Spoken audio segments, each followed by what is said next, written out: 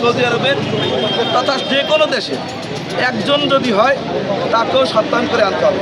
মানে স্বচ্ছতার বাণী দিয়ে সেক্টর ধ্বংসের পায় তারা। মানে হলো কি, এই একজন মালিক যখন 5টা ভিসা বের করে আপনার জেদ্দা থেকে, তাকে যদি রিয়াদ কনসার্টে যেতে হয় 200, 400, 500, 1000 কিলোমিটার, ওরা কিন্তু ট্র্যাডিশনালি ওদের রাজকীয় ভাব ওরা কিন্তু যাবে না। আপনার নেপালি এটা বলে না, ইন্ডিয়ান এটা বলে না।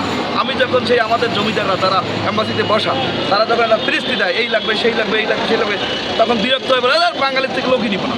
তার মানে সেক্টর ধ্বংসের পায় তারা করতেছে রাষ্ট্র এবং ওখানে যারা রাষ্ট্রের প্রতি এম্বাসি বসে আছে। এখন এই বিধান নিয়ে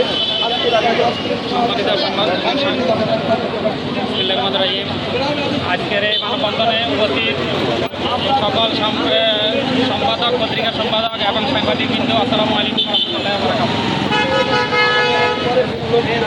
পরে সমস্ত দায় দায়িত্ব তৈরি করে দিয়েছিলেন। লাইসেন্স বাজার তো পর্যন্ত হয়, তবে সমস্ত দায় দায়িত্ব আমার দায়িত্বে আমাকে ম্যান পাওয়ার দিতে হবে, বাজারটাকে বাঁচাতে হবে, দেশটাকে বাঁচাতে হবে। এই সেক্টর কিন্তু ধ্বংস হয়ে গেছিল। এই রেমিটেন্স যোদ্ধারা কিন্তু এই সেক্টরকে জাগিয়ে তুলছে। অর্থাৎ এই রাষ্ট্র যখন বিলীন হয়ে গেছে শেখ হাসিনার আমলে, অর্থনীতি ধ্বংস করে দিয়েছে পাচার করে, সেই অর্থনীতিকে জাগ্রত করছে কিন্তু আমাদের রেমিটেন্স যোদ্ধারা। আজকে তাদের খেলায় বেড়ায় কেন এরকম